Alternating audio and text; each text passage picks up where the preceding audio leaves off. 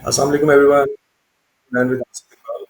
आज हम आपको बताने वाले हैं बेसिकली कि वर्डप्रेस जो है वो होता कैसा है, किस तरह से दिखता है, सारी चीज़ें। हमने वर्डप्रेस इंस्टॉल तो कर लिया था। तो वर्डप्रेस जब हमने इंस्टॉल किया था वहाँ पे 2 पैनल आए थे। मैंने आपको बताया था एक होता है बैक एंड, एक होता है फ्रंट एंड। फ्रंट एंड का मतलब होता है उसे आम विज़िटर्स जो भी एंड यूज़र्स हैं वो आएँगे, जैसे कि ये वेबसाइट है, यहाँ पे आके उसको उससे इंटरैक्ट करेंगे।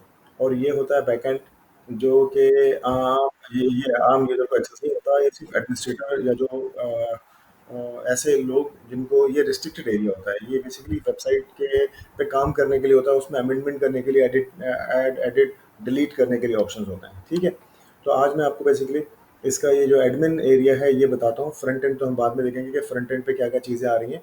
आज मैं सिर्फ़ आपको ओवरव्यू बता रहा हूँ कि यहाँ पे क्या-क्या चीज़ होती हैं। देखिए होम है, अपडेट्स, पोस्ट, पोस्ट के अंदर जितनी भी हैं वो पोस्टें होती हैं। मिसाल के तौर पर मैं यहाँ पे आता हूँ, एक सैंपल पोस्ट बना के डाली हुई है उन्होंने।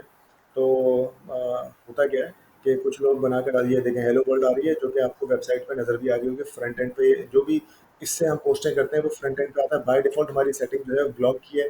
तो देखें यहाँ पे एक अनकैटेगराइज़ का भी कैटेगरी डली हुई है। अगर आप चाहें तो ये कैटेगरीज़ मौजूद होती हैं यहाँ पे। इन कैटेगरीज़ को आप अपडेट कर सकते हैं। बाय डिफ़ॉल्ट एक अनकैटेगराइज़ के नाम से होता है जो कि गलत होता है। तो आप करते क्या है, पहले ही इस कैटेगरी को जो अनकैटेगराइज़ है कैटेगरी, इसको आप करके कुछ भी लिख देते हैं। मिसाल के तौर पर इसको ब्लॉक भी कर सकता हूँ, वरना मैं करता क्या हूँ उसको न्यूज़ एंड अपडेट्स कर दीजिए, ये बेहतर होता है क्योंकि नॉर्मली न्यूज़ एंड अपडेट तो यही होती हैं वेबसाइट में, ठीक है? तो जो भी कंटेंट आएगा वो न्यूज़ एंड अपडेट में आ जाएगा।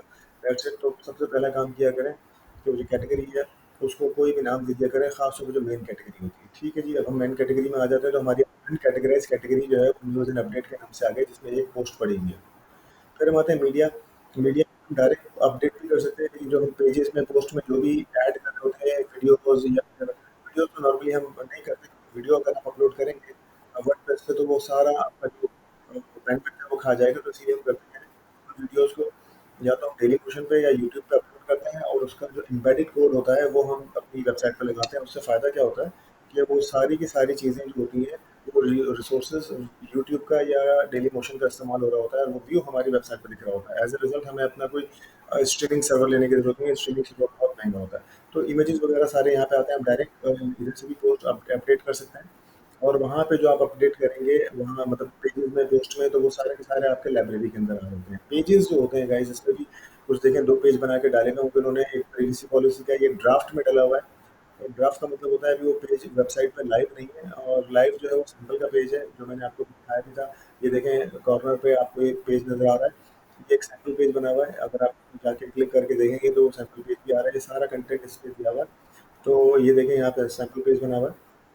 तो अभी हम इधर में आगे वाले सेक्शन में बताएंगे पेजेस कैसे बनते हैं। होम, कॉन्टैक्ट, अबाउट अस वगैरह हम यहाँ से बनाएंगे जब हमें वेबसाइट में कन्वर्ट करना है। पोस्ट में जब हम ब्लॉग बना रहे होते हैं, न्यूज़ एंड अपडेट की कैटेगरी डाल रहे होते हैं या फिर हमारी न्यूज़ की ही वेबसाइट है तो उसमें जो कंटेंट डाल रहे होते हैं वो पोस्ट के जरिए डाल होते हैं। ये कमेंट्स हैं, जैसे आपने एक कमेंट देखा भी था जो आया हुआ था, जो आपकी वेबसाइट पे आएंगे लोग पोस्ट में अपडेट करके। अगर आप चाहते हैं कि लोग आए यूजीसी कंटेंट डालें, पोस्ट करें, कमेंट करें, तो यहाँ पे कमेंट्स आ रहे हैं तो उनका आप रिप्लाईज भी दे सकते हैं। अगर वो कोई स्पैम लगता है तो आप रिमूव भी कर सकते हैं। तो ये सारी चीज़ें यहाँ आ सकती हैं। अच्छा गाइस, एक और चीज़ होती है वो अपीयरेंस होता है। अपीयरेंस में देखिए यहाँ पे थीम्स एंड एडिटर अभी आ रहा है। थीम्स एंड एडिटर अभी इसलिए आ रहा है क्योंकि जब थीम में चेंजेस करनी होगी, जैसे हमने पिछली क्लास में बताया था कि स्किन एंड लेआउट का मतलब थीम का मतलब होता है स्किन एंड लेआउट। फर्स्ट कर लीजिए यहाँ पे अभी जो थीम चल रही है बाय डिफ़ॉल्ट 2-3 थीम्स उन्होंने डाली भी होती हैं वर्डप्रेस में। तो जब मैं इस पे क्लिक करता हूँ तो देखें ये 3 थीमें बाय डिफ़ॉल्ट डाली हुई हैं। अब इन 3 में से कोई भी थीम मैं एक क्लिक करूँगा, देखें अभी ये एक्टिव हुई हुई है।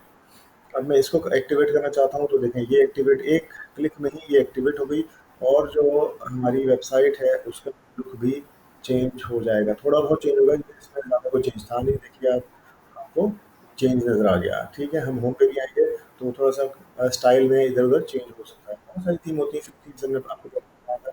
तो वो जब आप आएँगे, देखें ये आ गया ना आपको होम पेज, तो इधर पे थीम इस तरह से आ रही है, आप देख रहे हैं? ये थीम का आर्किटेक्चर बिल्कुल चेंज हो गया। यहाँ पे हेलो वर्ल्ड नीचे आ रहा है और साइन अप का जो सब्सक्राइबर है वो आ रहा है। तो ये थीम का ऑप्शन होता है जो डेवलपर ने अपने हिसाब से सेट की हुई होती है। तो जी, अब जब हमने नई थीम कर दी तो अब ये थीम्स के ऑप्शन नीचे होते हैं। यहाँ पे हम बाद में देखेंगे तो मेन्यूज़ वगैरह सब चीज़ें हम यहीं पे आएँगी। हम करते क्या है, अभी मैं इधर कुछ नहीं कर रहा। तो अभी मैं अगर इसको रिफ्रेश करता हूँ तो देखते हैं थीम के ऑप्शन इसमें कोई नहीं आ रहे क्योंकि ये बेसिक थीम है, फ्री थीम है। तो अभी एक और बहुत पॉपुलर थीम होती है हेलो वर्ल्ड, हेलो के नाम से।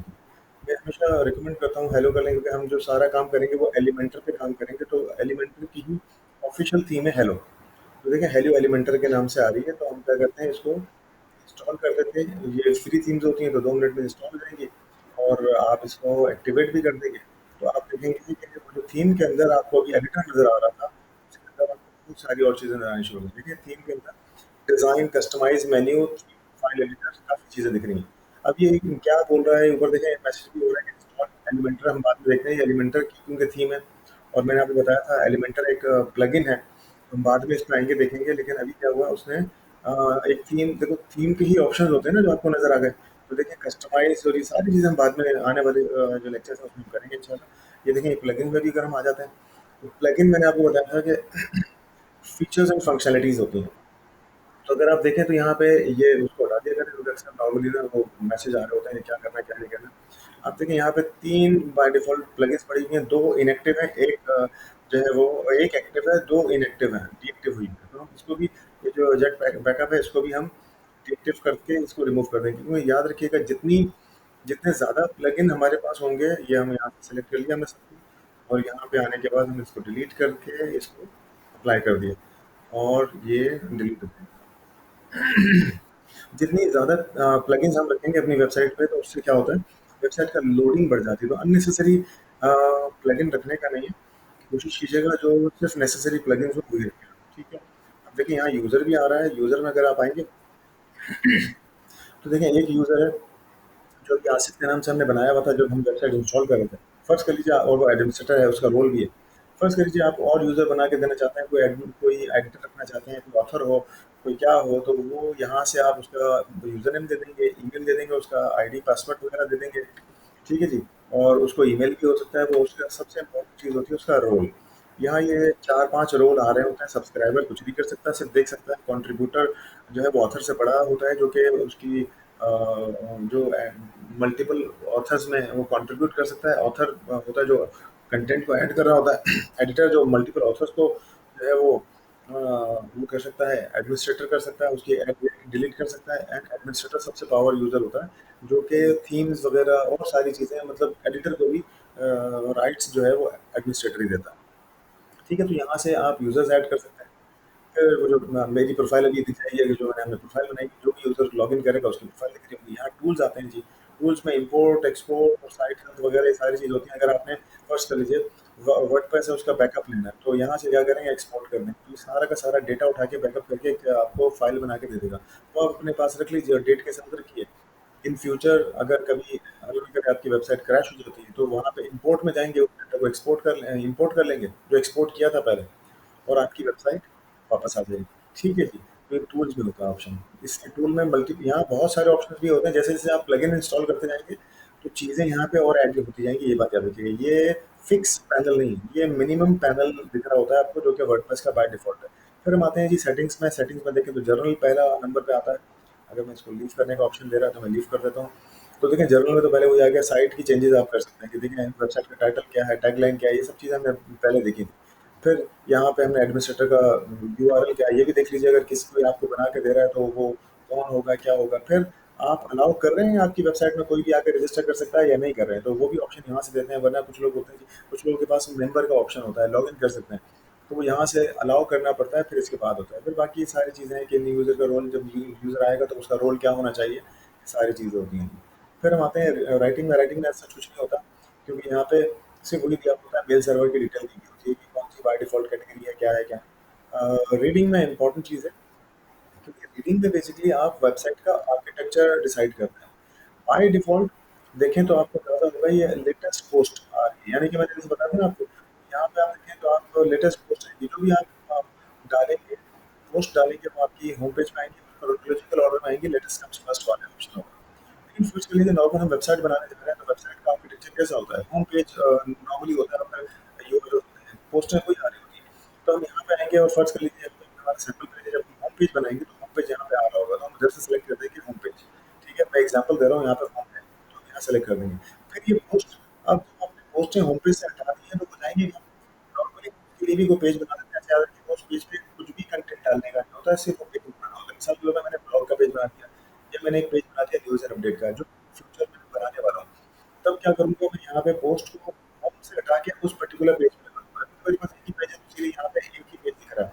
अब हम जाके आगे लेक्चर में इंशाल्लाह पेजेज़ भी अलग-अलग बनाएँगे, आपको बताएँगे स्टेप बाय स्टेप चीज़ें, क्योंकि मेरी कोशिश ये है कि 10 मिनट से ज़्यादा वीडियो लंबी ना हो, ताकि आप लोग ऐसा-ऐसा छोटे-छोटे बिट्स एंड पीसेज़ में चीज़ें देखते रहें और आगे बढ़ते रहें। फिर अगर जो पोस्ट का पेज होता है उसमें पोस्टें कितनी आएगी, यहाँ पे बाय डिफ़ॉल्ट 10 पोस्टें हैं, उनके आइटम्स कितने हैं? 10 आइटम हैं। अगर आप चाहते हैं कि जी पहले जो जहाँ पे ब्लॉग होता है, न्यूज़ होती है, वहाँ 5 पोस्टें आएँ, तो यहाँ 5 कर सकते हैं आप, जैसा आपकी मर्ज़ी है। अच्छा ये लास्ट में देखें ना, बहुत इम्पोर्टेंट ऑप्शन होता है, discourage search engine from indexing this website. याद रखिएगा, ये जब नॉर्मली आप वेबसाइट बना रहे हो तो आप इसको डिस्करेज कर देते हैं कि वेबसाइट, आप गूगल को चाहते ही नहीं है कि वो वेबसाइट में आपको आके वेबसाइट का डेटा फैच करे और क्रॉल करे, क्योंकि अंडर कंस्ट्रक्शन वेबसाइट होती है तो बहुत सारी अप्स एंड डाउन्स होते हैं वेबसाइट में। आप चेंजेस कर रहे होते हैं तो इसीलिए आप बोलते हैं कि जी अभी नहीं, जब फिनिश हो जाए वेबसाइट तब आप उसे क्रॉलिंग के लिए ऑन कर देते हैं। ऑन करना हो तो आप हटा देते हैं, तो अभी मैं इसको ऑफ ही कर देता हूँ और मैं यहाँ पे वो बाय डिफ़ॉल्ट जो भी चीज़ें हैं वो मैं इसको वैसे ही रखता हूँ और मैं सेव कर देता हूँ उसे। फिर बाद में मैं आता हूँ आपको यहाँ डिस्कशन में दिखाता हूँ। डिस्कशन में जैसे अभी कमेंट्स आ रहे थे, ये कमेंट्स के लिए होता है, सिर्फ सेलेक्ट करके आप पढ़ते जाएँगे, देखते जाएँगे कब कितने दिन में क्लोज़ करना है, क्या करना है, एडमिन ने अप्रूव करना है कि नहीं करना है, सारी चीज़ें प्रीटी मच क्लियर हैं। सिर्फ देखते जाएँगे, पढ़ते जाएँगे तो आपको समझ में आ जाएगा ये है क्या चीज़ है। ठीक है? क्योंकि ऐसे देखिए, ये इम्पोर्टेंट चीज़ है कि comments must manually be approved. ऐसा नहीं है कोई भी आया आपकी वेबसाइट पे वो हाइजैक कर ले ट्रैफिक को और अपने लिंक्स डाल दे। तो इसीलिए बेहतर तरीका ये होता है कि ये तो ज़रूर कर दीजिए आप, ठीक है? तो ये कमेंट्स मैनुअली मॉडरेट होंगे तो आप जब देखेंगे उसे फिर काम होगा आपका। फिर ये मीडिया है कि बाय डिफ़ॉल्ट मीडिया क्या रखना है, परमालिंक बहुत इम्पोर्टेंट होता है। परमालिंक देखें, बाय डिफ़ॉल्ट वेबसाइट का जो आर्किटेक्चर है ना, यूआरएल का जो आर्किटेक्चर है, परमालिंक का मतलब होता है जो यूआरएल का स्ट्रक्चर है। ये देखें, अभी साइट आसिफ इकबाल साइट, फिर यहाँ देखें पूरा ईयर आ रहा है, मंथ आ रहा है और ये डेट आ रही है, फिर इसके बाद पोस्ट आ रहा होता है। ये बहुत पुराना स्ट्रक्चर है। इससे पहले जो होता था वो प्लेन स्ट्रक्चर होता था, जहाँ पे ये पेज की आईडी आ रही होती थी। याद रखें, आपने एसईओ फ्रेंडली भी है और अच्छा भी लगता है, वो आपने पोस्ट नेम कर देना है। जब भी आप काम करें तो पोस्ट नेम कर देंगे। अब होगा क्या, जो भी आपका पोस्ट का टाइटल होगा वो आसिफ इकबाल डॉट साइट का पोस्ट का टाइटल, ये भूल जाइए कि कोड क्या लिखा हुआ है, बस पोस्ट नेम कर देना है आपने। तो बेसिकली देखें, यहाँ सैंपल में आपको नजर आ रहा है, जो आपका टाइटल होगा वो इस तरह से दिख रहा होगा, उसमें नाम आ जाएगा। ठीक है, ये आप कर दिया करें और कैटेगरी बेस में कैट कर दिया करें, टैग बेस में टैग लिख दिया करें।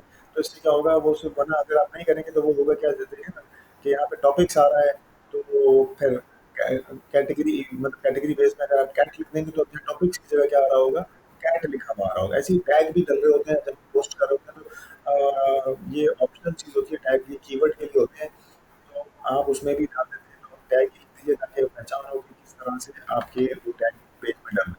ठीक है जी। तो ये अभी हमने किया है। पीछे फ्रंट एंड में कुछ भी चेंजेस मेरे ख्याल से नहीं, बल्कि कुछ भी नहीं हुई, क्योंकि हमने सिर्फ थीम चेंज की थी, अभी बाकी कुछ नहीं किया था। जो थीम चेंज की थी, देखें थीम में किस तरह से आपके ये हेलो वर्ल्ड वाली पोस्ट आ रही है, इसमें नेविगेशन ऊपर जो था हेलो, वो जो सैंपल पोस्ट थी वो दिख रही है, लेकिन ये हेलो वर्ल्ड के नाम से, वो हेलो के नाम से जो हमने वो थी ना, हेलो एलिमेंटर की थीम, ये वो वाली थीम लगाई है, तो इस वजह से इसकी लुक एंड फील चेंज हुई है। तो आने वाले सेशन में हम इंशाल्लाह आप लोगों को बताएंगे कि काम किस तरह से होता है, क्या करते हैं, कैसे करते हैं, तो वो बहुत इंशाल्लाह आपको समझ में आएगा क्या करते हैं। तो अभी के लिए बस इतना ही इंशाल्लाह। अपना ख्याल रखिएगा और फ्यूचर पिक्चर्स को देखते रहें। बहुत-बहुत शुक्रिया। Thank you.